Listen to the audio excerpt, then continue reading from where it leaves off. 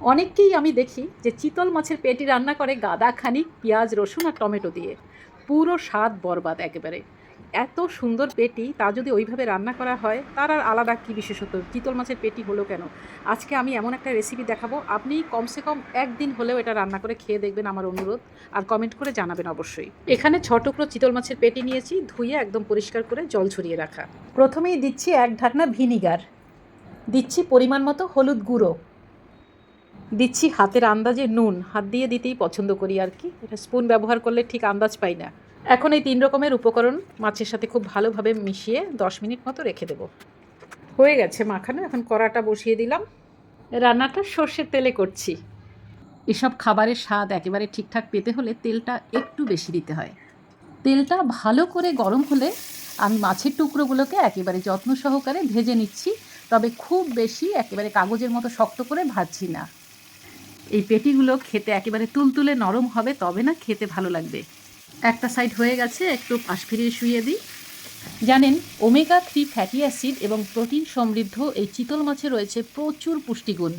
হার্টের পক্ষে তো ভীষণ ভালো, তাছাড়া মস্তিষ্কের কার্যক্ষমতাও বাড়ে। বলতে গেলে সার্বিকভাবেই এটা স্বাস্থ্যের জন্য খুবই উপকারী। মাছগুলো ভাজা হয়ে গেছে, এখন বাকি কাজ করতে হবে। ভীষণই সহজ রান্নাটা। ফোড়নে দিচ্ছি প্রথমে 2টো তেজপাতা, আর এখানে নিয়েছি 1 চিমটে জিরে, দারচিনি, লবঙ্গ এবং 2টো এলাচ। এগুলো একসাথে দিয়ে দিলাম গোটা গোটা।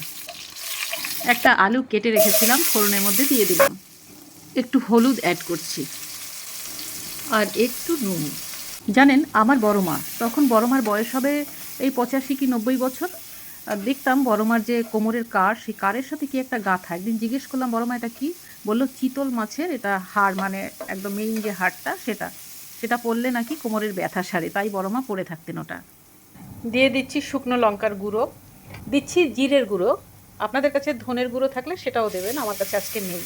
গুঁড়ো তো তাই একটু জল দিলাম। কিছুক্ষণ একটু ওভেনটাকে সিম করে নিয়ে এই মশলাটাকে কষাচ্ছি।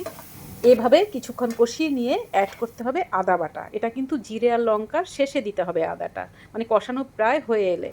এখানে 1 টেবিল চামচ মতো আদা বাটা দিলাম। নিজের আন্দাজ মতো কখনো ওভেনের ফ্লেমটাকে বাড়াচ্ছি, আবার কখনো কমাচ্ছি। আমার রান্নাটা তো দেখছেন, আপনারা কিভাবে চিতল মাছের পেটি রান্না করেন অবশ্যই কমেন্টে জানাবেন। ঝোলের জলটা আগে থেকে গরম করে রেখেছিলাম, যদিও এখন একটু ঠান্ডা হয়ে গেছে।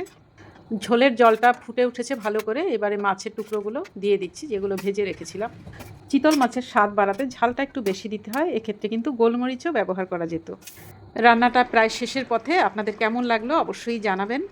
আর এইবারে গরম গরম ভাতের সাথে খাওয়ার পালা। আজ এই পর্যন্তই, সবাই ভালো থাকবেন, আবার কথা হবে অন্য কোনো রেসিপির সাথে।